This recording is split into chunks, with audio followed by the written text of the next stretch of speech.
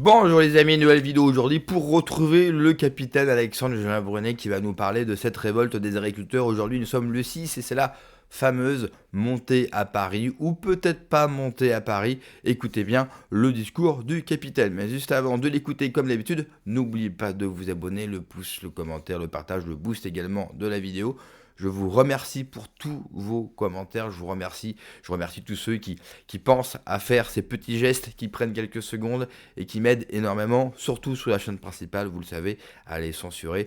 Mon seul vœu et mon seul souhait pour cette nouvelle année, c'est que la chaîne principale soit libérée de la censure de YouTube, ce qui n'est pas le cas sur la chaîne secondaire, donc n'hésitez pas à aller également vous abonner sur la chaîne secondaire, et je vous en remercie parce que vous êtes formidables, et je lis tous vos commentaires, j'essaye toujours de répondre à tout le monde. Je remercie aussi les donateurs sur Tipeee. Vous le savez, la chaîne principale est censurée, donc du coup, je n'ai quasiment plus de revenus par rapport à cette chaîne. Et vous m'aidez aussi beaucoup sur Tipeee ou alors des dons directement sur YouTube. Donc vraiment, merci, ça fait chaud au cœur d'avoir ce soutien. Et on continue, bien sûr, le combat. Allez, on écoute le capitaine et on en parle juste après. La conf paysanne principalement, ont pris le parti de ne pas monter sur Paris pour créer une fatigue au niveau local. Fatigue qui, je le pense, est la plus pertinente, la plus efficace et la plus porteuse de fruits. Alors, même si ça porte ses fruits, vous ne les verrez pas germer d'ici, et vous ne pourrez pas les cueillir d'ici le 12 janvier. Ne vous attendez pas à ce que l'État profond recule. N'attendez pas à ce que la République crépusculaire, parasitaire française ne vous donne gain de cause. Ils vont essayer de vous endormir, comme ils l'ont fait à chaque fois. Et de nombreuses fois, ça a marché. Ils ont réussi à vous endormir. Et ils vous ont réussi aussi parallèlement à corrompre certains des leaders qui ne vous le diront jamais, ont utilisé tantôt leur position syndicale pour simplement avoir de meilleurs crédits, de meilleures dotations, de meilleurs accès à la PAC. Ça, c'est un scandale, sachez-le. Ou tout simplement se faire directement soudoyer par le pouvoir, c'est possible. Je ne vise personne parce que je n'ai pas d'éléments. Si j'avais des éléments, disons, consolidés, dites-vous bien que je ne me gênerais pas pour viser les personnes. Mais c'est des choses que j'apprends au fur et à mesure que je suis au contact des paysans également, qui nous apprennent beaucoup de choses sur le fonctionnement. Ils sont très pudiques, ils sont très taiseux, et c'est normal. Ils sont toute la journée tout seuls dans leur champ, donc, et personne s'occupe d'eux, et personne ne pense à eux, ils doivent se démerder. Donc c'est normal qu'ils soient taiseux. Et c'est normal qu'ils nous regardent un peu de travers quand on s'approche de leur point. Mais je constate avec joie et avec entrain, que les blocages vont aller sur des parties frontalières. Ça, c'est très pertinent. Le frontalier, c'est très pertinent. Les ports, c'est très pertinent en termes de blocage. C'est un premier cran. Quand un jour on atteindra l'autre cran, ils atteindront et nous serons avec eux s'ils souhaitent qu'on atteigne ce cran ensemble. Euh, le cran, le cran d'après, devrais-je dire, c'est de passer du mode blocage au mode destruction. Voilà. Il faut passer du mode blocage, du mode je casse les burnes à tout le monde, au mode destruction. Et où là aussi, j'ennuie un paquet de monde. Pourquoi? Parce que si les paysans passent au mode destruction, c'est-à-dire au mode destruction, par exemple, d'une nourriture qui n'a rien à faire en France.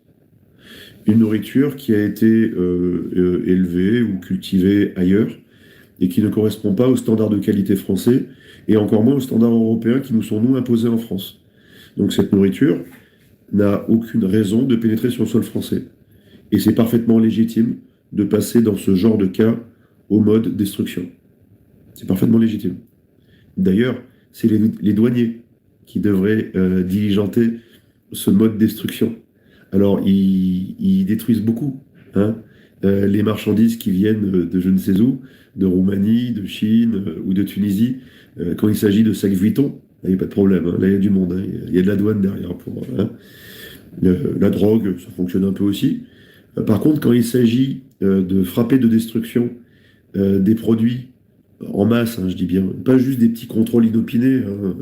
Mesdames, messieurs les douaniers que vous nous regardez, beaucoup parmi vous font leur métier et essaient de le faire dans des conditions difficiles. on le sait bien, mais vous savez bien que le gros, il passe. Hein. Et le gros, il passe pourquoi? Parce qu'il y a des complicités à haut niveau.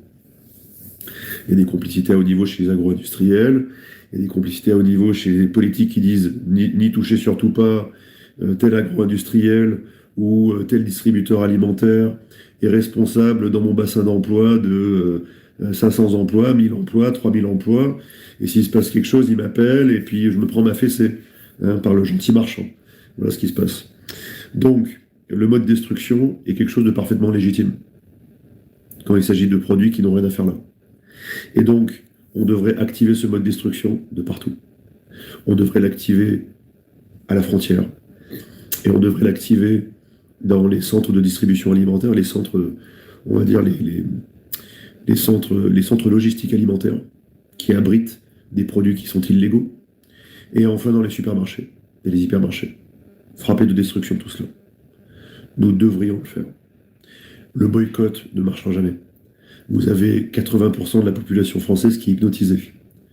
J'ai pas dit décérébrée, j'ai dit hypnotisée, d'accord?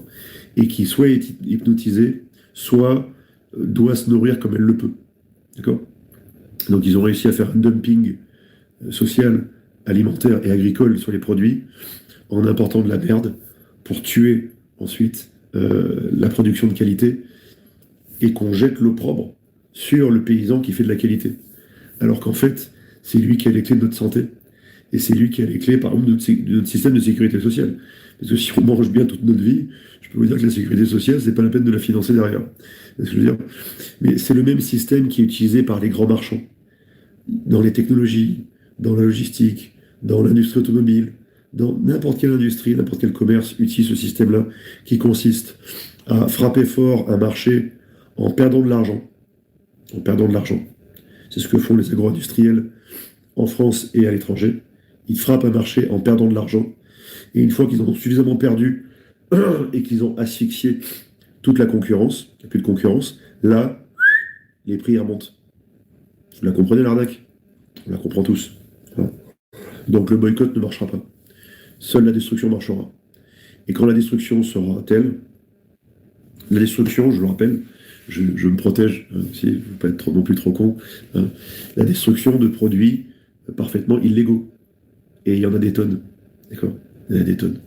Et ils ont beau dire, oui, vous comprenez, c'est les accords de libre-échange. Non, non, ton produit est illégal pour tel point, tel point, tel point, tel point. Et ça, les paysans, vous le savez mieux que quiconque.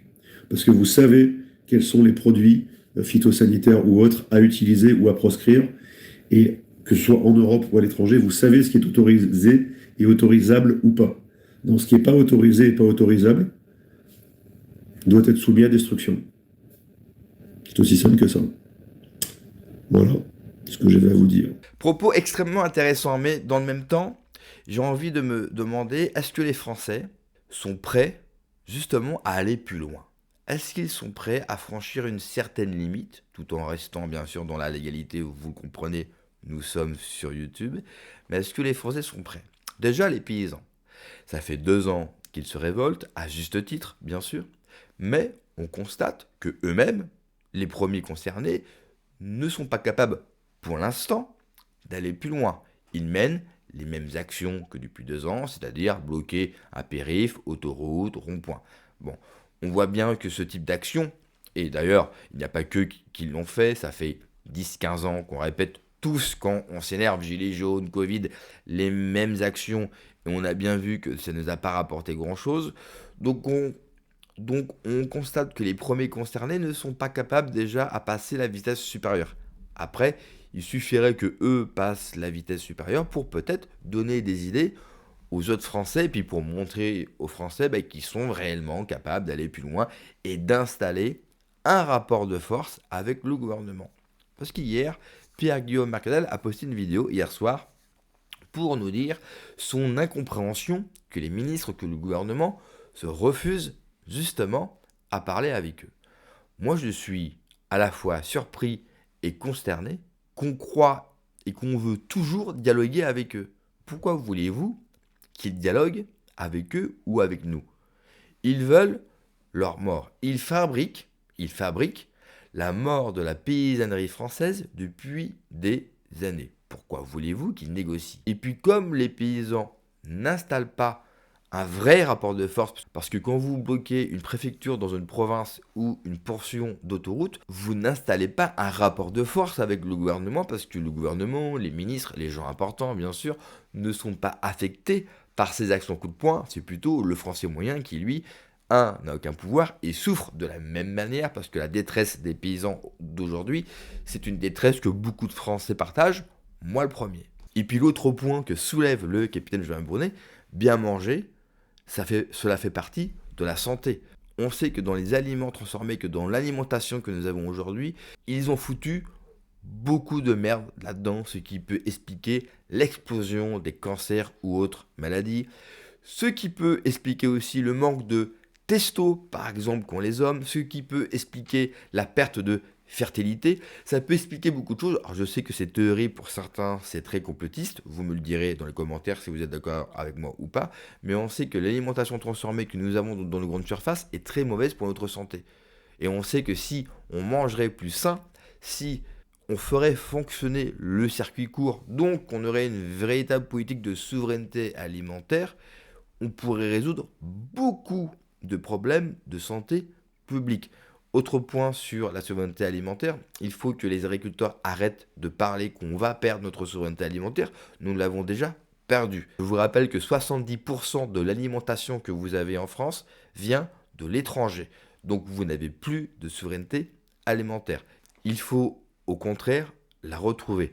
Après, dans le reste de la vidéo, il appelle bien sûr à aller soutenir les paysans, tout comme moi, il n'y a pas de problème dessus, et lui-même a dit qu'il allait sûrement se déplacer sur des points de blocage. Moi, je ferai des directs aujourd'hui et demain pour voir la situation. Effectivement, la CR, après avoir annoncé monter sur Paris, apparemment, ça serait plutôt un leurre. Ils vont plutôt mener des actions aux provinces, ce qui est pour moi une bien meilleure solution. Merci d'avoir regardé la vidéo les amis, n'oubliez pas de vous abonner, le pouce, le commentaire, le partage, le boost, booster les vidéos, ça c'est important, prenez soin de vous, que Dieu vous protège, allez ciao.